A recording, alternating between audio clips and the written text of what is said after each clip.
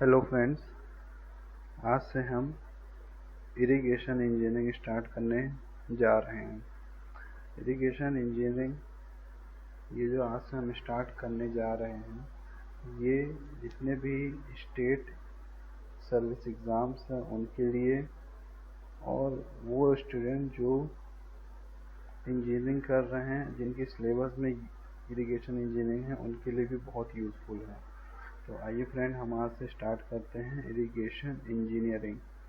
आज ये हमारा लेक्चर फर्स्ट रहेगा जिसमें हम इंट्रोडक्शन ऑफ इरिगेशन इंजीनियरिंग देखेंगे। मीन्स कि इरिगेशन इंजीनियरिंग होती क्या है वो हम आज देखेंगे इस लेक्चर में। तो आइए सबसे पहले हम देख लेते हैं डेफिनेशन। तो डेफिनेशन क्या हो जाएगी इरिगेशन की।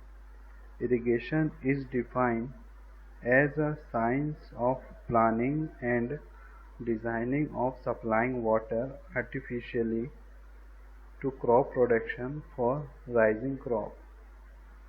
ये जो मेरी वीडियो है, ये लेक्चर है, उन स्टूडेंट्स के लिए बहुत यूज़फुल है जो कि हिंदी मीडियम से होते हैं और जिन्हें प्रॉब्लम होती है समझने में, टेक्निकल वर्ड और इंग्लिश समझने में प्रॉब्लम होती है, क्योंकि मेरी जितने भी वीडियो इस सब्जेक्ट की आएंगी वो दोनों लैंग्वेज में रहेंगी, इंग्लिश और हिंदी में। तो उन स्टूडेंट्स के लिए भी बहुत ही यूज़फुल हैं जो कि हिंदी मीडियम से हैं। तो आइए पहले हम एक बार देख लेते हैं इंग्लिश और हिंदी दोनों में डेफिनेशन को, फिर मैं आपको पूरे अच्छे तरह से इसको समझा दूँगा, है ना। तो irrigation is defined as a science of planning and designing of supplying water artificially to crop production for rising crop। इसका हिंदी देख लेते हैं फ्रेंड। हिंदी की क्या कहता है इरिगेशन। सिंचाई को विज्ञान के रूप में परिभाषित किया गया है और कृत्रिम रूप से पानी की आपूर्ति करने के लिए डिज़ाइन किया गया है, फसल उगाने के लिए और फसल उत्पादन के लिए। तो चलिए फ्रेंड हम समझ लेते हैं इसको। देखिए फ्रेंड, इरिगेशन इंजीनियरिंग वो चीज़ है हमारी जिसमें हम वाटर को सप्लाई करवाते हैं टू द क्रॉप प्रोडक्शन के लिए, जिससे हमारे जो क्रॉप हैं वो अच्छी तरह से प्रोडक्शन हो, क्रॉप्स का, है ना, क्रॉप अच्छी तरह से उगे, है ना, उत्पादन अच्छा हो उनका। इसीलिए हम इरिगेशन इंजीनियरिंग की जो है प्लानिंग करते हैं, डिज़ाइनिंग करते हैं। इसमें हम वाटर की, इसमें जो हम प्लानिंग करते हैं वो हम प्लानिंग डैम की करते हैं, किस तरह से हम डैम बनाएंगे, वाटर स्टोरेज होगा रिजर्वायर में, फिर हम उस वाटर को किस तरह से सप्लाई करवाएंगे थ्रू द कैनाल्स एंड उसके बाद जो कि हमारे फील्ड रहेंगे, इरिगेशन फील्ड रहेंगे, उसमें हम किस तरह से कब कब हमें प्रोवाइड करवाना है, इसी सब चीज़ का हमें प्लानिंग करना है और डिज़ाइनिंग करना है इस इरिगेशन इंजीनियरिंग में। ओके फ्रेंड्स, तो चलिए आगे हम देख लेते हैं इसको, इसकी नेसेसिटी। अब हमें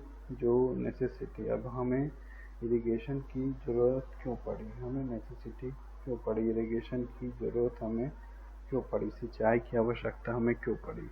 इसका पहला रीज़न देख लीजिए फ्रेंड। इसमें जो पहला रीज़न है लेस रेनफॉल, है ना।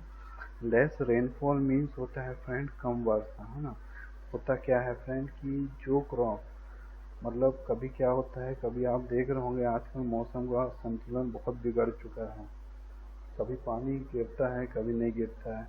खासकर तब जब हमें ज़रूरत होती है, हमारे फसलों को ज़रूरत होती है, तब तो नहीं गिरता है ना, और जब नहीं गिरना चाहिए तब गिरता है। तो इसी चीज़ को ध्यान में रखते हुए हमने इरिगेशन में इस चीज़ की नेसेसिटी, मतलब सिंचाई की आवश्यकता हमें लगी कि हमें जो लेस रेनफॉल होता है इस चीज़ का ध्यान रखें, हमें ये इरिगेशन की स्टडी करना है, प्लानिंग करना है, डिज़ाइन करना है।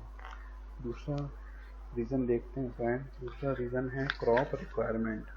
ओके फ्रेंड, जो क्रॉप रिक्वायरमेंट है हमारा, वो क्या चीज़ है, मैं इसे हिंदी में देख लीजिए। इसके मीन्स होता है फसल की आवश्यकता। ओके फ्रेंड, तो फसल की आवश्यकता मीन्स फ्रेंड्स क्या है कि कभी क्या होता है, हमें कोई फसल को पानी कम देना है ना, कोई फसल की पानी ज़्यादा रिक्वायरमेंट होती है।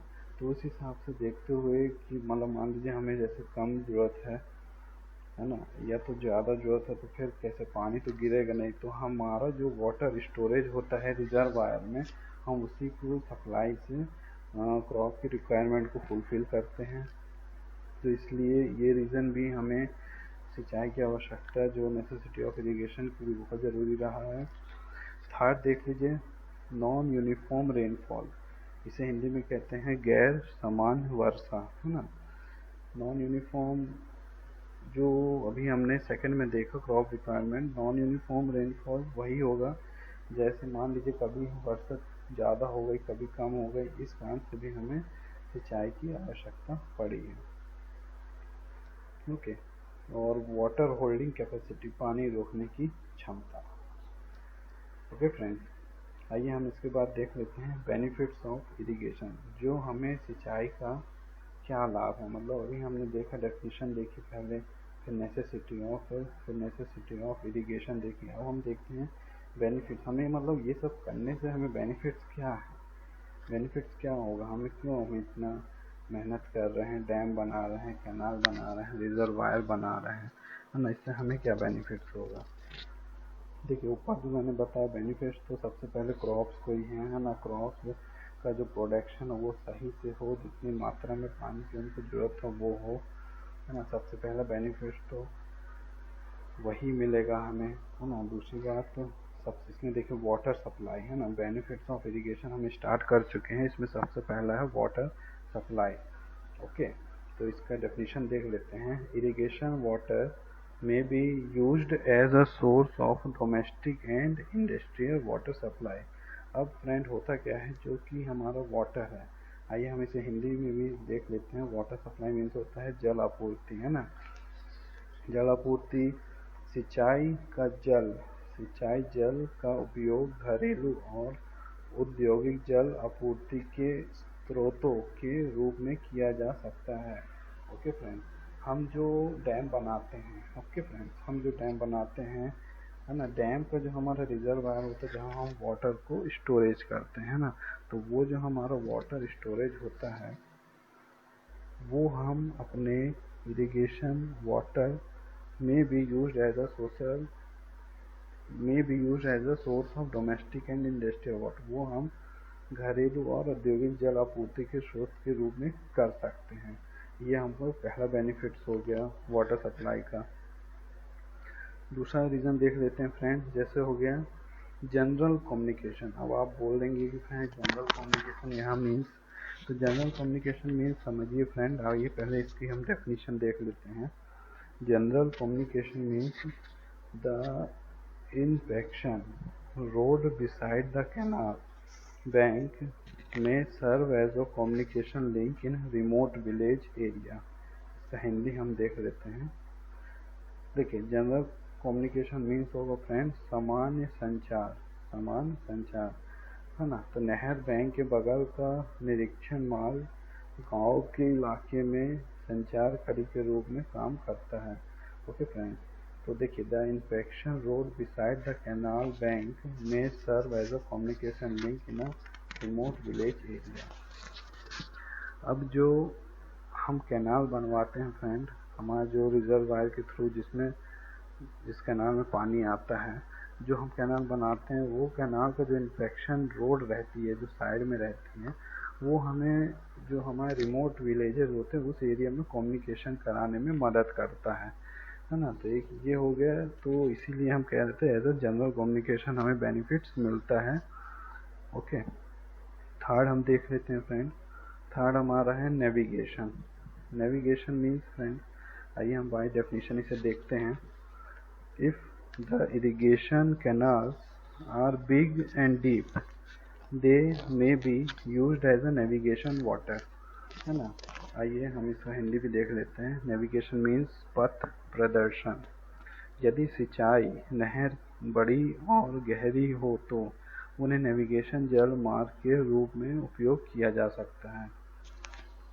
अब क्या है फ्रेंड्स कि जो हमारे बड़े, छोटे नहीं, बड़े जो इरिगेशन कैनाल्स होते हैं, बड़े होते हैं, गहरे होते हैं, उनका हम नेविगेशन के लिए यूज़ कर सकते हैं, है ना।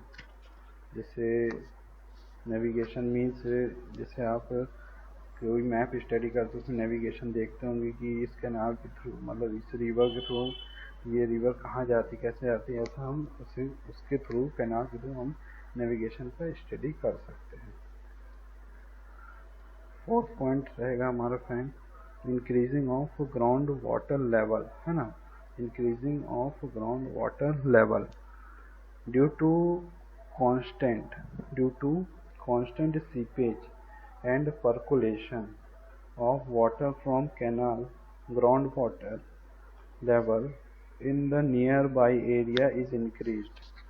हिंदी देख लेते हैं फ्रेंड। भूजल स्तर में वृद्धि, नहर से पानी के लगातार रिसने और क्षरण के कारण क्षेत्र में निकटवर्ती भूजल स्तर की वृद्धि होती है ना फ्रेंड, होती है।